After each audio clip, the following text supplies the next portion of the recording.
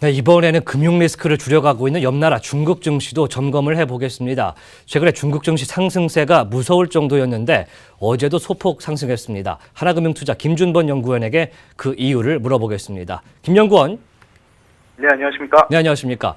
최근에 중국 증시의 상승세가 굉장히 무서웠는데 어제 중국 증시 어떻게 상승이 마감됐는지 좀 자세하게 알려주시죠.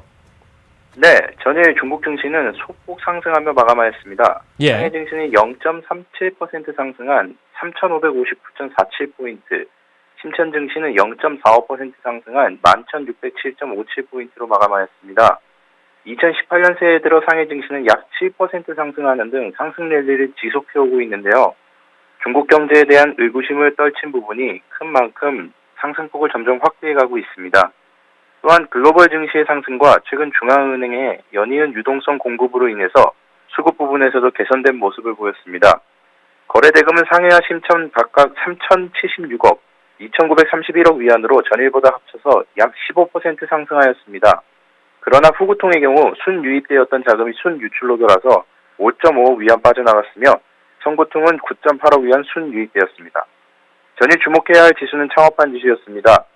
기술주들이 집약되어 있는 시장인 만큼 상승폭을 확대하며 5개월 내 최고의 상승폭이 2.79%로 마감하였습니다.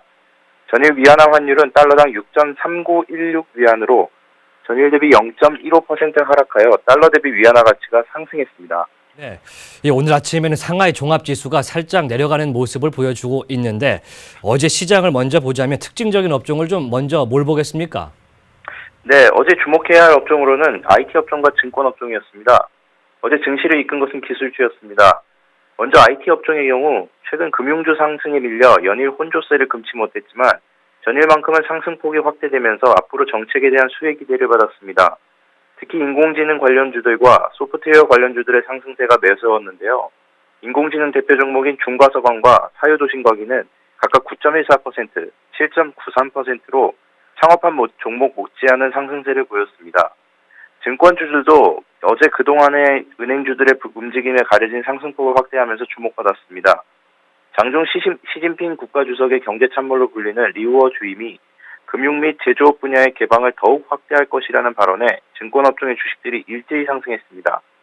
중국의 대표 증권사인 중신증권의 경우 8.06%로 시총만큼이나 상승폭이 가장 컸으며 초상증권, 광발증권의 경우 6.45%와 5.55%를 상승하며 증권업종의 상승에 기여하였습니다. 네, 이제 2월이 되면 춘절을 또 앞두고 있는 중국 시장 앞으로 어떻게 될 가능성이 높겠습니까? 네, 최근 중국 증시의 상승은 금융주의 상승으로 이루어진 부분이라 단기적인 큰 변동은 없을 것이라 분석됩니다. 2018년 새해를 맞아 11거래의 연속 상승이라는 기록을 세운 중국 증시는 사실 금융정책에 반응하여 올라왔는데요. 부동산, 은행, 증권 순으로 현재 지속적으로 지수 상승을 견인하였다는 것이 특징입니다. 이렇게 증시 랠리를 이어온 것은 금융에 대한 정부의 정책의 기대감이 반영된 것이 가장 크다고 분석됩니다. 이러한 금융 테마에 대한 기대감이 아직까지는 식지 않았기에 단기적인 조정이 발생할 수는 있어도 큰 변동폭이 일어날 수 있는 확률은 낮다고 생각합니다. 그러나 역사적으로 춘절이 다가오는 시기에는 혼조세를 맞아왔던 중국 증시였기에 지금까지 높여온 상승 랠리가 다음 주 혹은 다다음 주에는 약간의 조정을 받을 수 있을 것 같다고 풀이됩니다. 네, 춘절이 다가오면 혼조세를 보인다. 잘 알겠습니다. 오늘은 여기까지 듣겠습니다. 하나금융투자 김준범 연구원과 이야기 나눠봤습니다.